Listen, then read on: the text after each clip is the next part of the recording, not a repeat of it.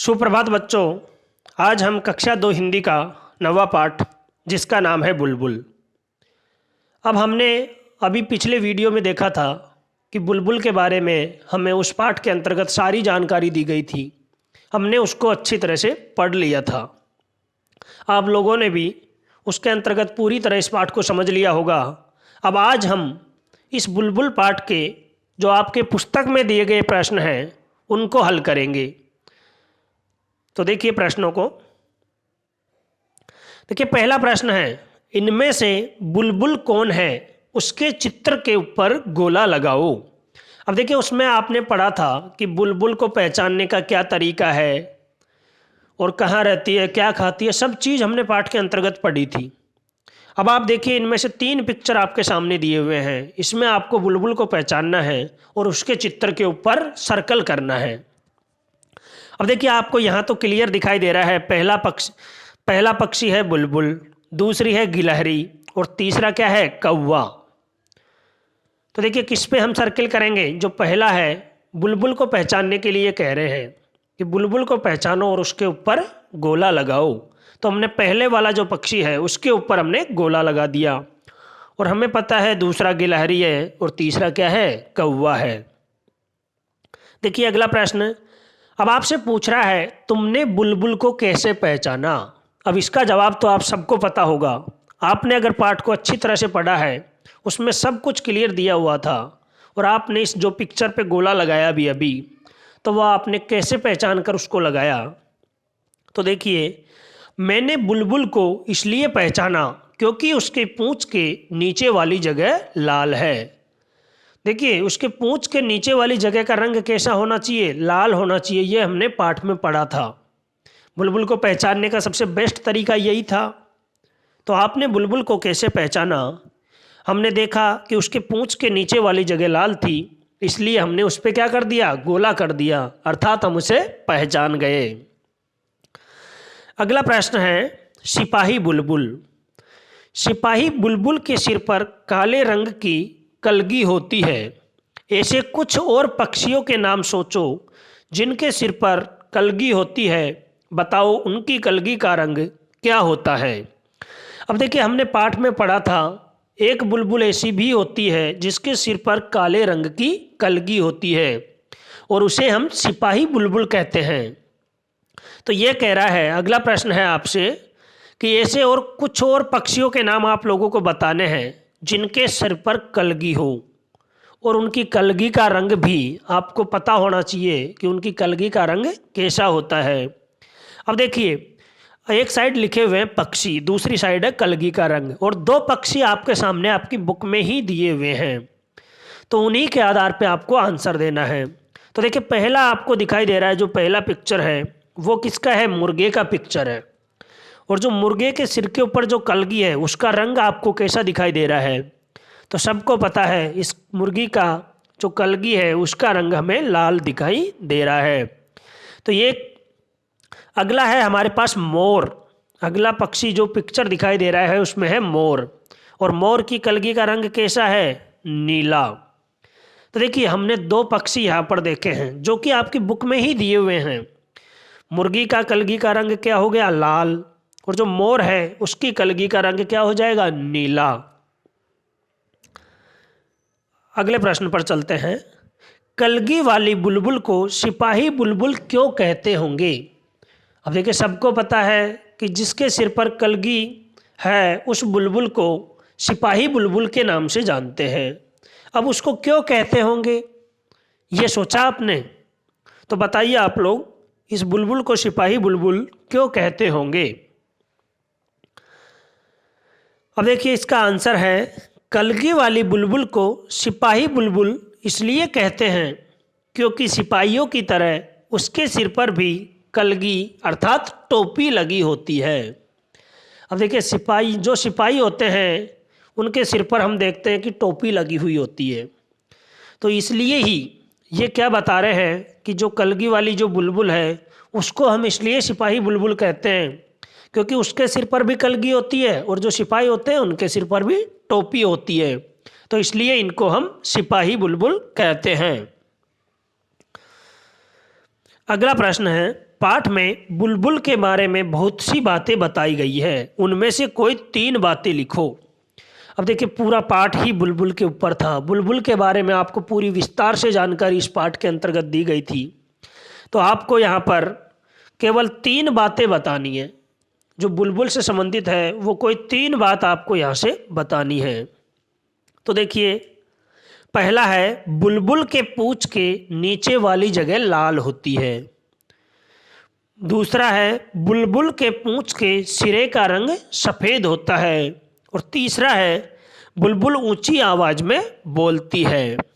अब इनके अलावा भी देखिए बहुत सी बातें हमने पाठ में पढ़ी थी, आप उनको इन तीनों के अलावा आप कुछ भी यहाँ पर लिख सकते हैं, क्योंकि प्रश्न में दिया हुआ है कोई भी 3 बातें लिखो।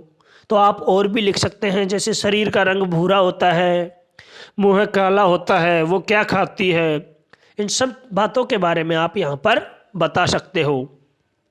मैंने ये जो 3 चीज़ें बताई है, इनके अलावा भी आप इसकी और कोई विशेषता बता सकते हो, क्योंकि आपने पाठ को अच्छी तरह से पढ़ा था। आगे देखिए, बुलबुल और तुम। बुलबुल अपना घर घास और जड़ों से बनाती है। हमने पढ़ा था कि बुलबुल अपने घोंसले को बनाने के लिए सूखी घास और जो पेड़ पौधे हैं उनकी जड़ों का प्रयोग करती है। तो तुम्हारा घर किन चीज़ों से बना है, पता करो। देखिए बुलबुल अपना घर बनाने के लिए इन चीज़ों का प्रयोग कर रही है, तो आपका घर किन चीज़ों से बना हुआ है आपको पता करना है और लिखना है। तो देखिए इसका आंसर होगा, हमारा घर सीमेंट, बालू, छड़, लकड़ी इत्यादि सामग्री से बना हुआ है। इन सभी चीज़ों से हमारा घर बना हुआ होता है, सीमेंट से, बालू से, छड़ से, लकड़ी से, या टिन डले हुए होते हैं हमारे घर के ऊपर। इन सब चीज़ों से हमारा घर बना हुआ होता है। बुलबुल क्या खाना पसंद करती है, तुम्हें क्या क्या पसंद है। अब देखिए पहला है बुलबुल क्या खाना पसंद करती है। अब आप लोगों ने भी पढ़ा था बुलबुल क्या क्या खाती थी, और तुम्हें क्या क्या चीज़ पसंद है। यहाँ पर दोनों प्रश्नों के आपको आंसर देने हैं। तो देखिए इसका आंसर है बुलबुल कीड़े मकोड़े, फल, सब्जी इत्यादि खाना पसंद करती है। अब देखिए सबसे पहले ये बता रहे हैं बुलबुल के बारे में। तो बुलबुल देखिए हमने पढ़ा था कि कीड़े मकोड़े खाती है पीपल और बरगद के पेड़ पर से ढूंढकर, और बुलबुल फल सब्जी भी खाती है, अमरूद के बगीचे और मटर के बगीचे पर तो वो हमला करती है, तो वो इन सब चीज़ों को खाती है। और तुम्हें क्या क्या पसंद है, अब आपको आपकी पसंद यहाँ पर बतानी है। तो देखिए मुझे रोटी, चावल, दूध, दही, पनीर और फल इत्यादि सामग्री पसंद है। आप इन जो आपको पसंद है वो चीज़ आप यहाँ पर लिख सकते हो। अगला प्रश्न देखिए, बुलबुल ऊंची आवाज़ में बोलती है, तुम में से कौन ऊंची आवाज़ में बोलता है और कब कब बोलता है। अब देखिए बुलबुल क्या है, ऊंची आवाज़ में बोलती है, हमने पढ़ा था। तो तुम्हारे घर में कौन कौन ऊंची आवाज़ में बोलता है और कब कब ऊंची आवाज़ में बोलते हैं, वो आपको ही करना है इस प्रश्न को। तो जो ऊंची, एक साइड देखिए नाम लिखा हुआ है और कब कब, तो जो ऊंची आवाज़ में बोलता है उसका नाम लिखना है एक तरफ में, और दूसरी तरफ में वो कब बोलते हैं, किस किस परिस्थितियों में वो ऊंची आवाज़ में आपसे बात करते हैं, उन चीज़ों को आपको यहाँ पर लिखना है। अब देखिए हमें पहचानो, कुछ आपको दिए हुए हैं, आपको पहचानना है, कुछ वाक्य हैं उनको पढ़कर आपको देखना होगा कि ये किस पक्षी के बारे में या किस पशु के बारे में आपसे कहे गए हैं। देखिए मैं काली हूँ मीठा गाना गाती हूँ, तो ये कौन होगा, मैं काली हूँ और मीठा गाना गाती हूँ, तो ये कौन हो जाएगी, कोयल। कोयल काली होती है और मीठा गाना गाती है। अगला है मैं हरा हूँ लाल मेरी चोंच है और हरी मिर्च खाता हूँ। ये तो सब बच्चों को पता चल चुका होगा कि ये कौन होगा, मैं हरा हूँ लाल मेरी चोंच है और हरी मिर्च खाता हूँ, तो ये कौन होगा, तोता। तोता का कलर कैसा होता है, हरा होता है, उसकी चोंच कैसी होती है, लाल होती है, और वो हरी मिर्च खाना ज़्यादा पसंद करता है, तो इसका हो जाएगा तोता। अगला है सूंप जैसे कान है मोटे मोटे पाँव है, लंबे लंबे दांत हैं। तो इसका भी हमें देखना है। तो इसका होगा हाथी। सूप जैसे कान है, मोटे मोटे पाँव है और लंबे लंबे दांत हैं। तो ये कौन हो गया? ये हो गया हाथी। आगे है, सिर पर ताज है, दुम पर पेशा है, बादल देखकर नाचता हूँ। अब ये कौन होगा?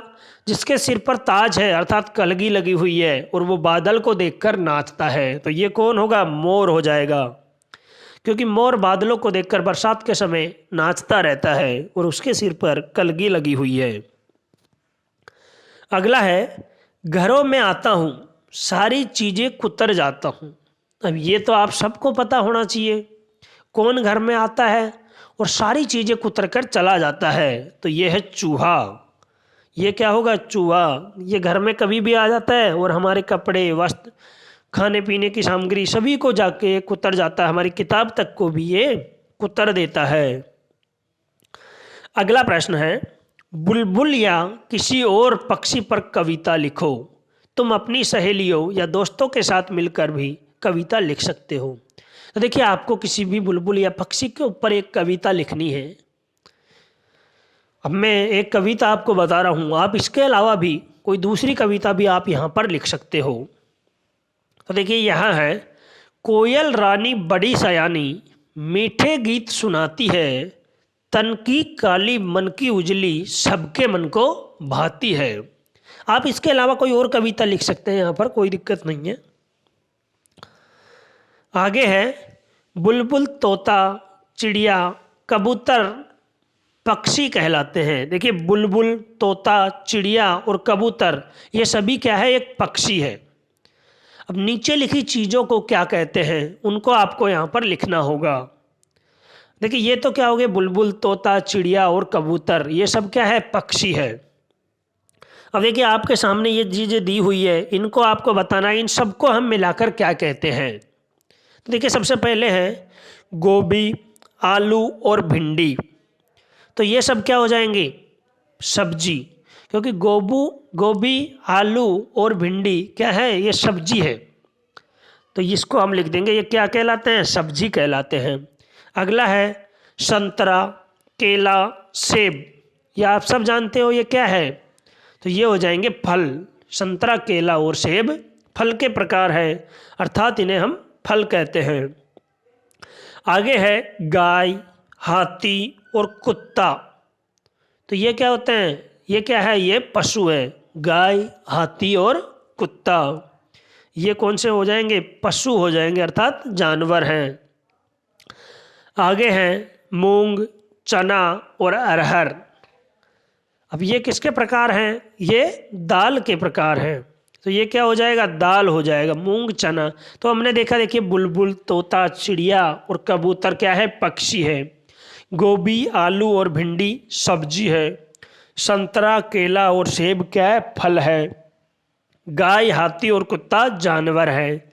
मूंग, चना और अरहर किसके प्रकार है? दाल के प्रकार है। धन्यवाद सभी को।